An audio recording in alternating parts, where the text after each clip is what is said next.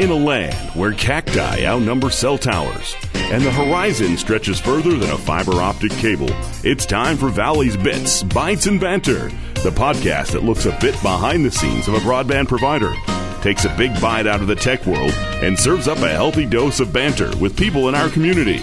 And now, without further ado, here's your host, Bob Dahlstrom. Hey everyone, as Lee Patterson here at the top said, I'm Bob Dahlstrom. I'm your host, co-host for Valley's Bits, Bytes, and Banter podcast, along with my partner in crime, Ralph Score. Yeah, baby. And we're here for another good episode, exciting episode. We have a great special guest, as we always do. Our guests do such a great job, and we'll be introducing our guest in a little bit, but first.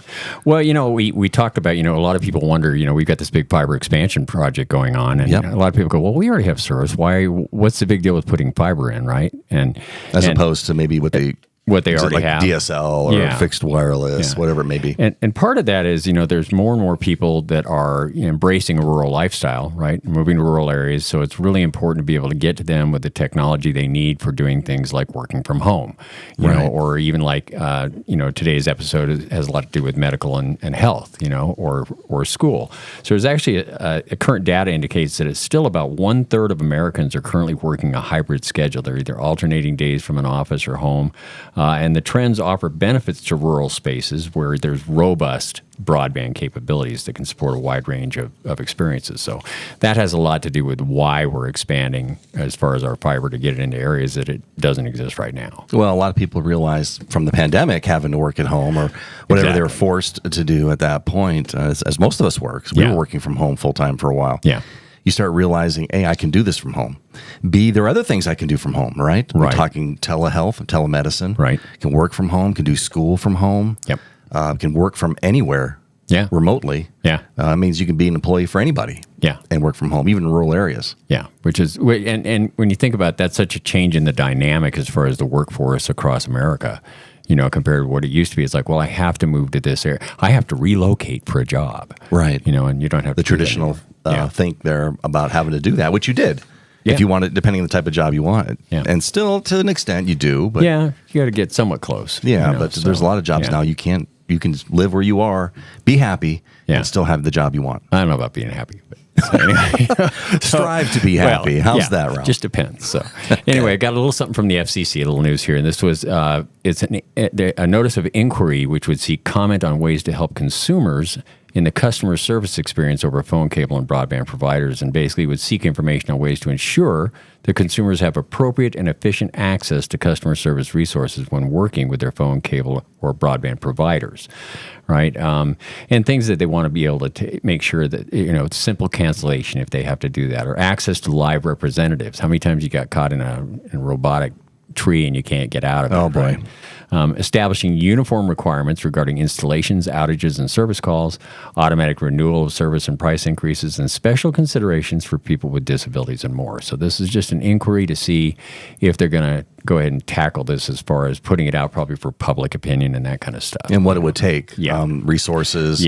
Legislation. What would it take to get this done? Well, how do you get everybody on the same page? But I think we're already seeing it with the broadband labels. Yeah, that's a good step in that direction, right? And putting everybody on equal footing. And it's mostly, or I shouldn't say mostly, it is for the consumers. Yeah. I mean, to make it easier for them to make an informed decision on if they have competition in their area, which service is best for them. Exactly. And then there's Elon.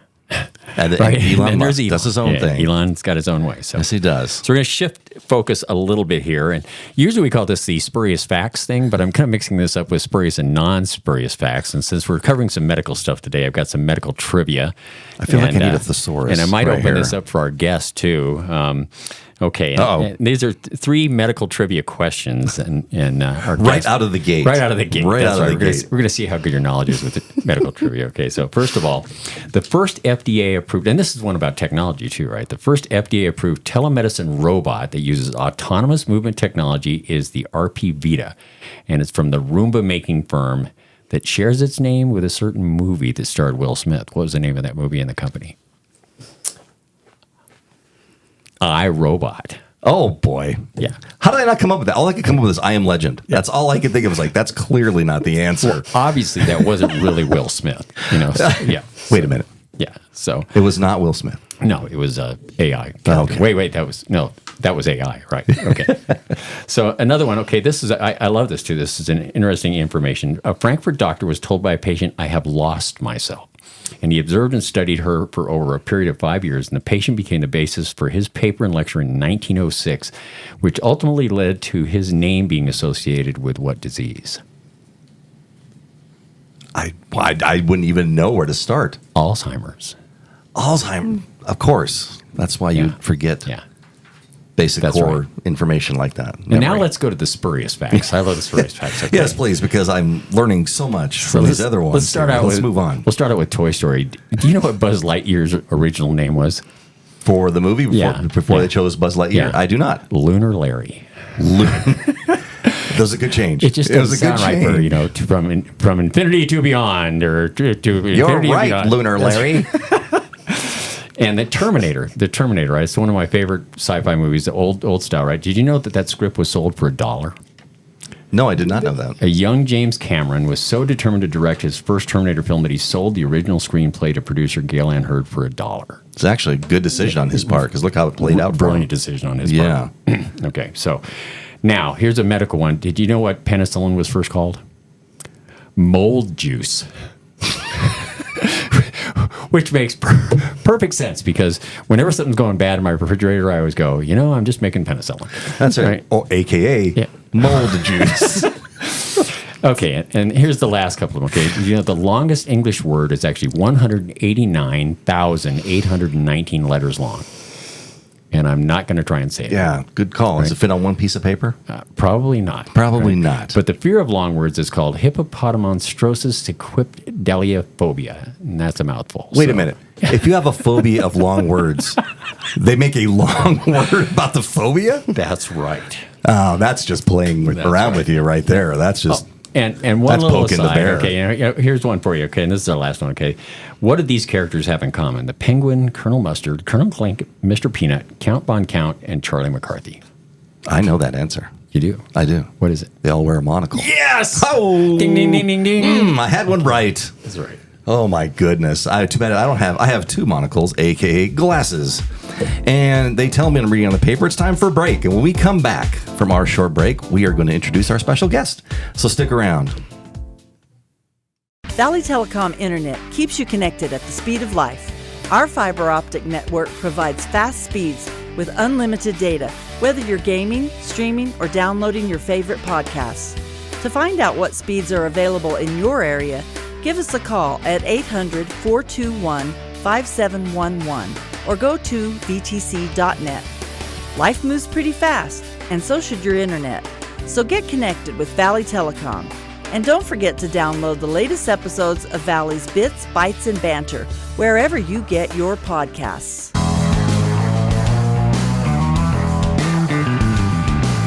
And we are back. Thanks for tuning in and listening to Valley's Bits, Bytes, and Banter, our podcast between me and my partner in crime, Ralph Score. And you can find it wherever you get your podcasts. It's hosted on Podbean. You can always go to podbean.com or the app and search Valley's Bits, Valley apostrophe S. You can also find an Apple podcast now, iHeart, Spotify, and pretty much anywhere you can get your podcast, including on our YouTube channel. Yep. And on our website at vtc.net/blog, all the sites or all the episodes are on the site. Yeah. Right there. Yep. And if you ever have any questions, email us, podcast@teamvtg.net. But now that we're done with the spurious and non-spurious facts, it's time to introduce our special guest for today. And ladies and gentlemen, she moved to Tucson when she was 4 because her father was an A-7 fighter pilot at Davis-Monthan Air Force Base in Tucson. He retired flying F-16s, right? Retired from the Tucson National Guard. Our guest graduated with a diploma from South Point Catholic High School over in Tucson, and then went on to get a major in biology and a minor in chemistry at NAU, right? Northern Arizona University in Flagstaff, where she pursued her medical degree in California, but performed all your post-grad training back here in her home state of Arizona, and relocated her family to Wilcox in 1999, and has been practicing medicine here ever since. She's currently the chief of staff over at Northern Cochise Community Hospital and owns her own private practice. You may know it as Walker Family Medicine. Ladies and gentlemen, Dr. Dawn Walker Dr. Walker, how are you today? I'm doing great. Thank you for having me. Yeah, thanks for coming. This is exciting. I'm sure you had second, third thoughts. Maybe even after hearing those spurious facts, it's like, maybe I can't make it. You probably listened to a couple of our other episodes. Yeah. I encouraged Dawn to do that, to listen to him and check him out. Very, very good. Very Thank good you. podcast. I enjoyed it. We appreciate that. Thank you. You can say that now because you're sitting here, but when you leave, we don't know what you're going to say, Dawn. No. So let's talk a little bit about you. What got you interested in medicine? Obviously, if you graduated from college with those degrees, you were thinking about it for a while. Absolutely. I was interested in medicine when I was a young little girl. Actually, I wanted to be a veterinarian. Really? That was my ultimate goal. And my sad story, plight in life, was that my sister was born when I was 7. So essentially, I was an only child until I was 7. And I had a dog from my first birthday. Oh, and so adorable. That was my sibling, right? Right. And when he turned 12, we had to put him down, and I was devastated. Oh, boy. And I said some not nice things to the veterinarian who had to do that. You were dealing with your grief. Yes, and not appropriately, maybe for a 12-year-old, but not appropriately. And nonetheless, I said I can't do that, and I would rather work with humans because I felt I could have an honest conversation at the time of grieving and time of death than I could with an animal. And that's my story. I've always been interested in medicine. So that was your moment. That was my moment when I was 12 that I decided I'm going to medical school rather than veterinary school. I was wondering, did you do any operations on animals when you were young? Hey, no. No. Stuffed animals, maybe. So did you ever deviate from that? Did you ever think, man, maybe I don't want to? No, I do want to do medicine. Or was it always just I'm dead set on it? I was always interested in medicine. I never deviated from that. The only times I deviated is what kind of medicine I'd get into. I always wanted to do family practice, and I was interested in rural medicine. But as I went through my training, every time I went to a new specialty, I was going to be that. But I always came right back to family medicine. That's great. And it's not like you didn't get to experience other areas to see, because you were in California. Where in California did you? Pomona, California. In Pomona. Okay. So you did that out there for your medical degree, right? You pursued your medical degree with that in California. Correct. Mm-hmm. Anywhere else in California, or was it? No. Nope. Just Pomona. Stayed in the valley there. Nice. And then you came back to Arizona, missing the desert, no doubt. Absolutely. Absolutely, I did. I always come back to Arizona. So after you did that, then you moved on and you decided to come to Wilcox. Why Wilcox? What made you decide back then? And you said you always liked rural medicine and were interested in rural medicine, this is definitely rural. But what made you decide to come to Wilcox? Well, it's an interesting story, and I'll give you the short version. Back in 1998. Believe it or not, physicians weren't in as high demand yet because the doctor shortage, although we knew it was coming in 2020, it hadn't been declared yet. And I was doing my postgraduate training in Mesa, and during the 3 years I was there, the population boom was huge. And my husband did not like the big city atmosphere. He is a fourth-generation Arizonan, all of his family miners, ranchers, and he really wanted to get more to that rural setting to help raise our children. Okay. And so I actually got a recruiter, and it was a funny conversation because there were only 2 opportunities, one in Lake Havasu. Okay. And another city that they refused to tell me what the name was. And they said it was a quaint, cute city. Which, red flag. Okay. Right there. And I said, well, I grew up in Arizona. There's no place you could tell me that I've never heard of. And finally, I got it out of him. I said, I'm not going to go for an interview unless you tell me where. And he said, Wilcox. I said, Wilcox? My then college roommate, grew up here in Wilcox. And so I'd been here a couple times for her wedding. I was her matron of honor. And so I already knew the place, and it's an hour away from home. And so that's what gravitated me here, and the rest is history. That must have blown the recruiter's mind. Where you're like, I've been there. I know exactly where it is. Small world. Is that a small world? It was a funny conversation, which is why I had to share it. I love that story. That's great. So what was the landscape like medically when you first came? Oh, it was much different then. We had 7 physicians here at the time, and one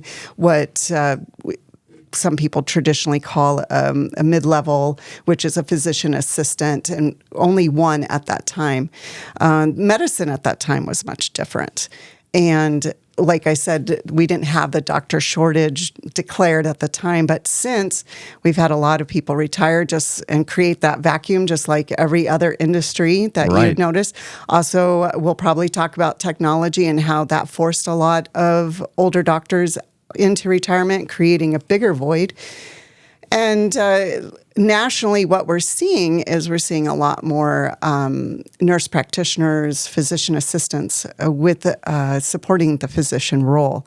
And the rural community's not a stranger to that, especially Wilcox. So when I came here, we had 7 physicians, not including myself, 1 physician assistant. And essentially the roles have flipped. I'm the only physician, primary care physician, and now we have 7 nurse practitioners serving the community. I know it's rural here, but including the outlying area, obviously there was definitely a need for more physicians. Yes. You don't realize that when you live in an area like this, but you start pulling in, all the outside of the town limits, plus Bowie, San Simone, Sunsides, Pierce. I mean, Cochise, you start pulling in all those other communities, and that's a lot of people.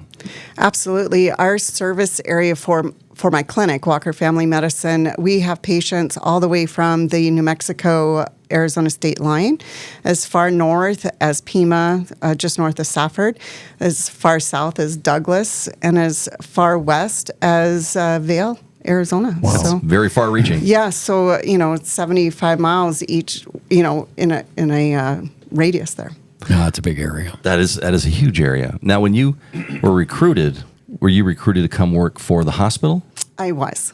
So you did that for a while before you opened up your own clinic. I did, and it's interesting you asked about the landscape. Physicians back then, we did everything.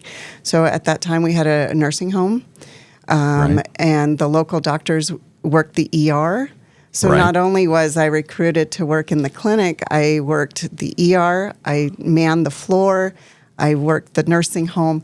There were literally weekends where I was the only physician from Friday at 6 p.m. till Monday morning at 8 a.m.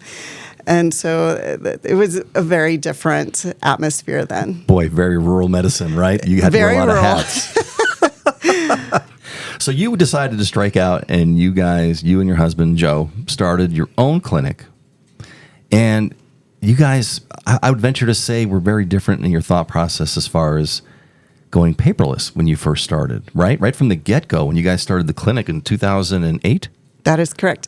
In 2008, we could read the tea leaves. We knew that this new electronic medical record, or EMRs, as we call it, was up and coming. And the building that we acquired, it's adequate for seeing patients, but it didn't have the square footage to serve just to hold medical records. If you think about we've all gone through a doctor's office and seen the volumes of medical records. Think of the square footage that requires. That's a lot of money just for the square footage, right? And can be utilized best elsewhere. And so the building didn't have that area, as well as the fact we knew we would have to eventually go to EMR. So we just went from the get-go, started with the EMR, and it's been a great choice. I'm glad we did it from the start. Well, it sounds like you guys got out ahead of the curve. That is true. Right. Yeah, and I'm not nowhere near a doctor, nothing. And this very, very little correlation. But I did work, one of the jobs I had in Wilcox when we first got married is I worked for Dr. Rout, who was the local optician or optometrist. And I was an optician for him. So at that point, technology was not available. So even for him, you're seeing people for their eye, very specific what you're seeing people for. There was a whole room for records just for those patients then at that time. So I can't even imagine what that would have looked like for the clinic if you guys had started out that way. Holy smokes, the space that would have taken. Yeah. And just imagine the conversion too. Oh, no. Once we did go paperless.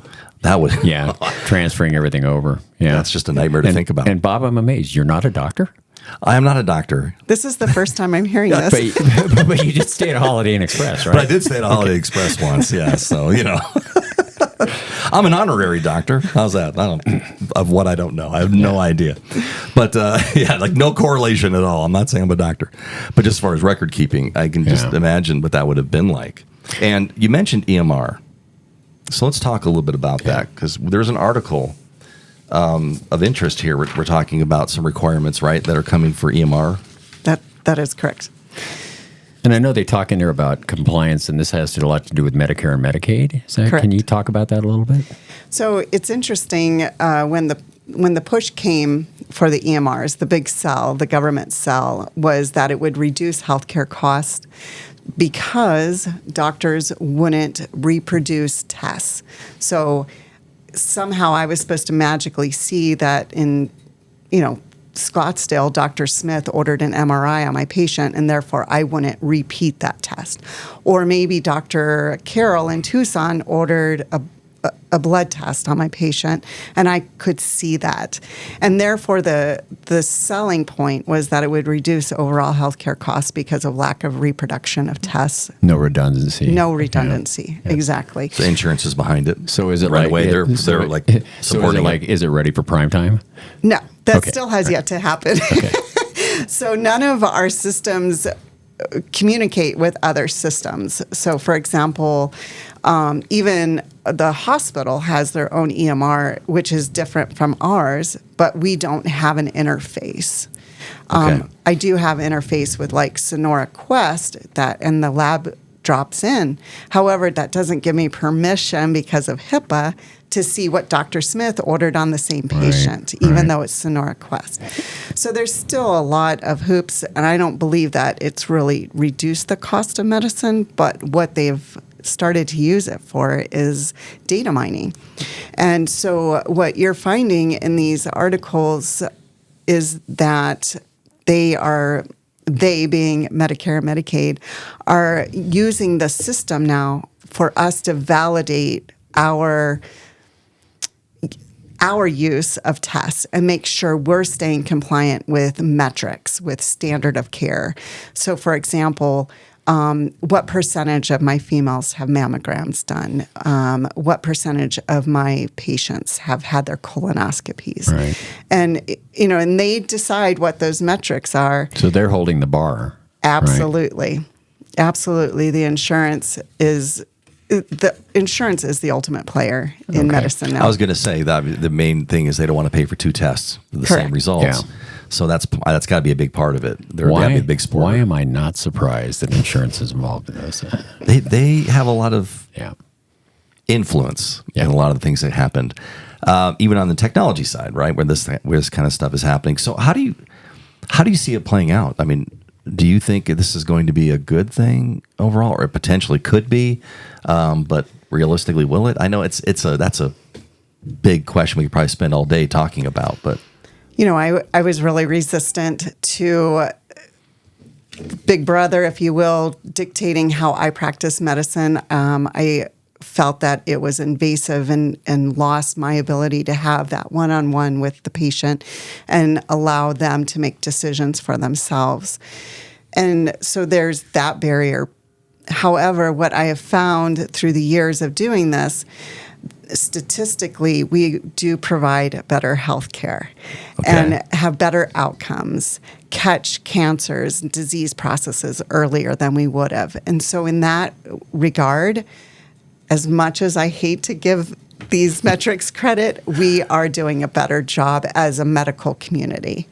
So basically, technology, it's a double-edged sword in just about but especially in the medical field. Absolutely. We're talking with Dr. Dawn Walker from Walker Family Medicine, and we're not done yet. We have some more questions when we I'll come stand back. After this short break, everybody stick around.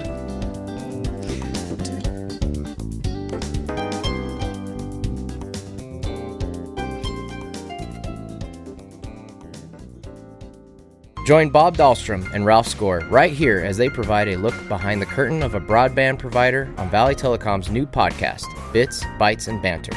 In every episode, they will take a bite out of the tech world and provide a healthy dose of banter with people in our community. Plus, they'll share funny stories and a bit about what is going on in their worlds. Look for Valley's Bits, Bytes, and Banter on Apple Podcasts, Spotify, or wherever you get your podcasts.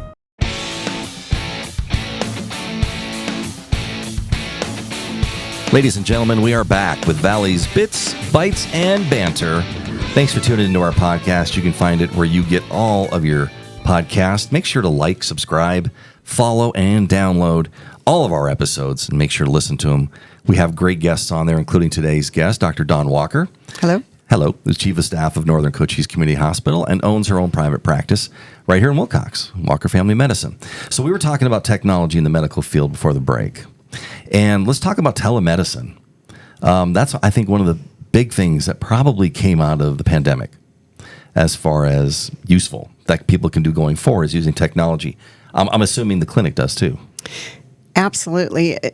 You know, prior to COVID, telemedicine was a known entity, but going back to the evil insurance companies, they weren't paying for telemedicine. So one of the good things that came out of COVID is the acknowledgement of being able to access patients and patients accessing providers through telemedicine, and insurances actually will now reimburse for that mode of care. So it's very exciting to have that.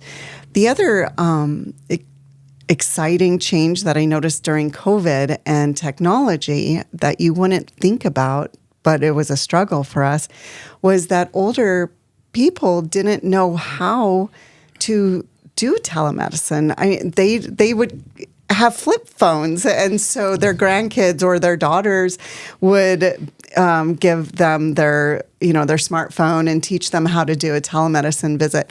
So there was a huge learning curve, and I wasn't expecting that because I'm used to that technology. Yeah, but you guys have been using it from the get-go. That was a big learning curve for our patients. But I will tell you, they love it now, and a lot of times they prefer just to stay at home and see us. Now, of course, there's a lot of illness that we can't assess from home. Yeah, sure. But there's a lot we can do, and it's been a wonderful change to medicine. Well, I'm wondering too, the fact that maybe some of their younger, children that had to help them, how much more did that put their children in touch with their health as well? We did notice that during COVID. There was a lot more. Well, I think each one of us can identify to that. We stayed with our family, with our local tribe, right? Yeah, true. And we probably found out too much about people that we more than you ever wanted to know. Yeah, baby. But I did see advocacy grow through COVID with older patients with their family. Kind of stepping up a little bit more. Yeah. I didn't think about that, but that would be a definite, indirect effect that would come from that.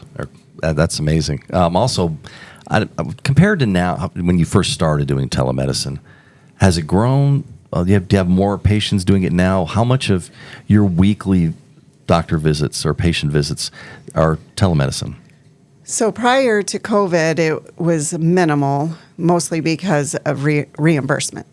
And then COVID, for a little while there, it was almost 100% because so many people were fearful of coming into town. Right.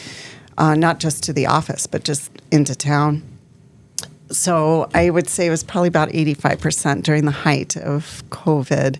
But now it's less than 10%. Right. Really? So it's had that, spike, and it's had its peak, and now it's coming down and leveling off. So do you think most of the people that still use it, is it for like regular checkups or wellness checks with you?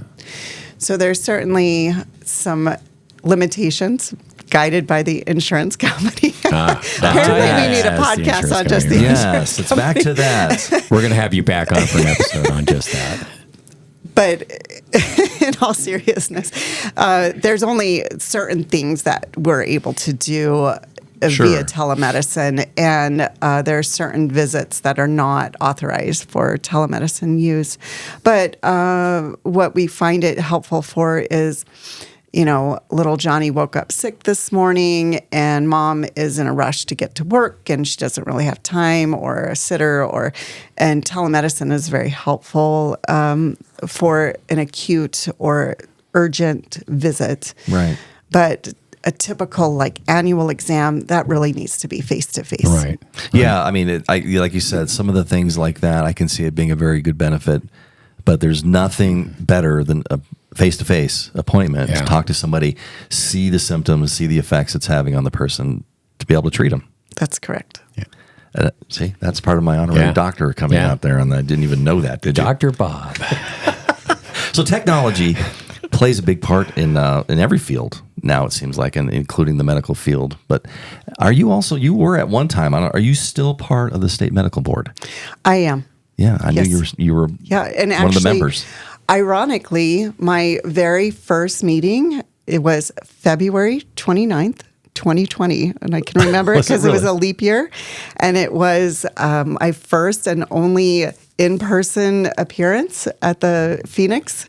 And until this past year, about 6 months ago, we did all of our visits telemedicine, or not telemedicine, whatever the word is. Virtually? Virtually. There you go. And what's really nice, what has morphed out of that is, Arizona is a big state, and people back east don't realize how big this state is. Yeah, and if there's a physician up in Page who needs to do his or her initial presentation to the board, that's a long drive for a 10-minute visit. So a lot of our initial visits are done virtually. And then if something is more pressing or they prefer to be in person, then we'll honor that. But half of our meetings are 100% virtual, and then the other half is a hybrid. Yeah. Well, I don't know. Go ahead, Rob. Well, I was going to say, I think that's good because then the doctor can stay pretty close to his practice too. Correct. Right. Correct. It's expensive to leave your practice for a day. Well, as busy as you are with all those things, I don't know if you have any time for these interests that you have, but I love them. But before we get into it real quick, do we have time for the question of the day? We do, and we should get to that. Let's do the question of the. I'm going to have her choose question of the day. So choose Dr. wisely. Walker, we Choose have a very question wisely. of the day that we will ask you and only you, but you have control over this because you get to choose what it is without even knowing it. So I have 12 in front of me. All you have to do is choose a number between 1 and 12, and I will read you that ridiculous question. What number would you like? We will go with lucky number 8. Number 8. What do you think your last words will be? Oh, my goodness. How's that for a ridiculous question? I don't think I can say that on the air. Not what someone else's last words about you will be. But. No. What would your last words be? I told Ralph mine would be, I always knew. I don't know if it would be or not. Rosebud. You're a daisy if I do. The other Perfect for the area even. Yeah. I like that. That's perfect. That's good. All right. So you like to get outdoors and you like to Absolutely. hike. Love it. What is some of your favorite places to hike? Oh, Arizona. And I'm trying to hold Ralph off because Ralph wants me to get to the scuba diving. Yeah. Okay, Arizona is just a wonderful hiking state. Beautiful. But I have a couple of favorites. One in Cochise County is at Spud Rock. And the reason I like it, Spud Rock is a campground that's at about 7,500 feet. And it sits under the aspen and it faces east. So when you wake up in the morning after you've hiked a very difficult hike up Turkey Creek on the Rincon Mountains, you just watch that sunrise come over the Cochise County Valley or the San Pedro Valley, and it's just breathtaking. That's amazing. Beautiful. That's amazing. Man, that's got to be. And also, you're a big scuba diver. I am. And you've been to a lot of places. Pick one of your favorite places. Oh, I would You say, have several, but it's hard not to, right? yes, I would say Belize was my favorite. Did you get to go to the Blue Hole? I did. So And everybody I'm so told me jealous. that you have to do it to say that you did it. Yeah. And then you don't have any reason to say why you did it because it's pretty that unimpressive. So you didn't miss anything, You boss. did not miss anything, Is it like Bob. the scene in Vacation when he sees the Grand Canyon? He says, "We got to go." And he just nods his head. All right, let's go. It was pretty much like that. That was always one of my boy. bucket list places. I think I told that story before, but we had a charter set up. We went to cruise out there, and that day it rained so much that they canceled our charter, and I never got to go. I was That's so sad. disappointed. You'll have to go again just so you can tell people that you did. Get the T-shirt. Yeah, get the T-shirt. But diving with sharks. Yes.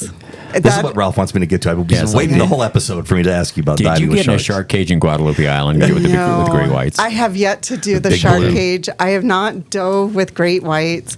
A lot of black tip reefs, sharks, white tip reefs. No tigers. Thankfully, I'd be out of the water if that was the case. Yeah, aggressive. In Belize, the sharks, we took a charter, so the sharks were not afraid of people, and they knew the scuba divers were coming. I think the dive masters usually fed them. But what was so exciting and why Belize is my favorite dive trip is we had quite a few people out in our group that were spearfishers. And I don't know if you've ever seen lionfish, but they unfortunately are around the Caribbean and they're killing everything, and so they're not limited on that you can kill them. So the the spear gun, everybody hunts lionfish. Nice. Well, grouper, they're like the puppy dog of the sea. And these grouper would literally point when they would see a diver with their spear gun, they would literally point to the lionfish.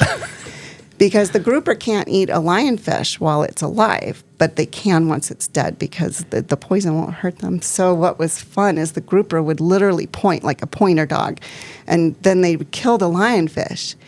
And then the grouper would try to eat it, but then all the sharks came in. Oh my gosh. And so They were waiting in the shadows. yeah, and so they came out of nowhere, 2-3 sharks per lionfish, and pushed these grouper out of the Aw. way. And they were so close that you actually had to like push Yeah. the sharks away. We were never in threat. I mean, it Right. sounds terrifying, but it was the coolest experience I've ever had in my life. That would be under the so water. cool. But then the swim of shame of the grouper. Not being able to get anything. Yeah, he didn't get any. The Yeah. wah, wah. Swim away. Oh my god. That would be so much fun. I would love that. All right, guys. Well, today's episode has been great. Dr. Walker, thank you for coming in today. Thank you for having me. And being a part of Valley's Bits, Bytes, and Banter podcast. Maybe we'll have you on again here not too It long. sounds like there's a lot of topics we can discuss. I think we can. Look for all of our podcast episodes wherever you find your favorite podcast. Email us at podcast@teamvtg.net. And for my co-host Ralph Score, I'm Bob Dahlstrom. Have a great day, everybody.